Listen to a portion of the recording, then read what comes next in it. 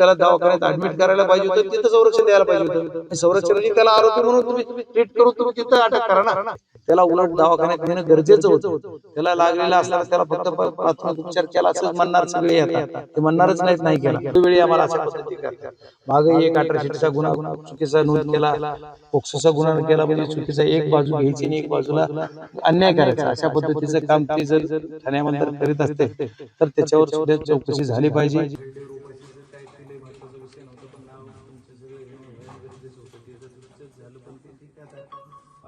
काय वाटत होतं काय तिथं आपल्याला तुम्हाला काहीतरी चुकीची पण माहिती द्यायची वाटतं ना.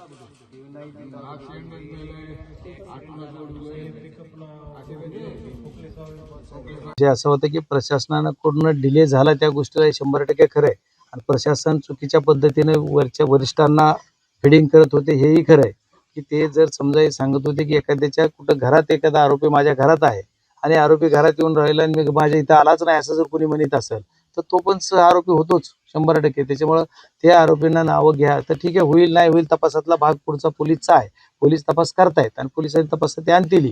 पण या पद्धतीचं गावकरीची मागणी होती किंवा सर्व कुटुंबाची पण मागणी होती की हे याच्यामध्ये आहेत त्याच्यामुळे यांचं नाव घ्या आणि ती प्रशासन घेत नव्हतं पोलीस यंत्रणा, त्याच्यामुळे त्यांना बऱ्याच वेळ थांबावं लागलं.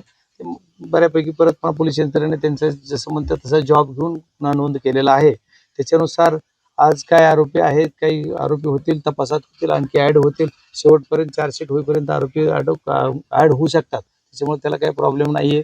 ह्या कायद्याप्रमाणे जे असेल ते तपास ते करतील आणि आज ह्यांना न्याय पाहिजे आणि ते न्याय देण्यासाठी प्रशासनाला मी भाग पाडणार. जी तिथं ठाणे अंमलदार आहेत त्या ठाणे अंमलदारांनी चुकीचं केलेलं आहे असं सर्व गावकरी, या गावचे प्रथम नागरिक, परिसरातील सर्व कुटुंब आणि सर्वजण आता इथे जेवढे 100-200 जमले त्यांचं एकच म्हणणं आहे की ती वेळोवेळी आम्हाला अशा पद्धती करतात.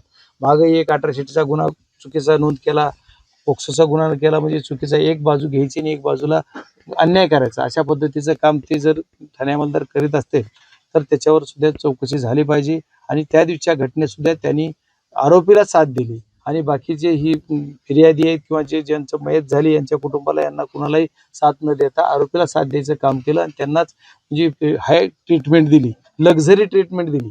आणि जो दुसऱ्या ज्या मुलाला लागलंय त्याला उलट दवाखान्यात नेणं गरजेचं होतं. त्याला लागलेला असताना त्याला फक्त प्राथमिक उपचार केला असंच म्हणणार सगळे आता ते म्हणणारच नाहीत नाही केला. आता तो ICU मध्ये आहे, ICU तर जाऊ देत, अनकॉन्शियस आहे. मग अनकॉन्शियस का झाला? त्याला जर तुम्ही झालेली घटना रात्री 11:30 आहे, दुसऱ्या दिवशी संध्याकाळी 5ला सोडतात, 18 तास तुम्ही पोलिसनी काय कुठल्या अधिकारात त्याला ठेवलं?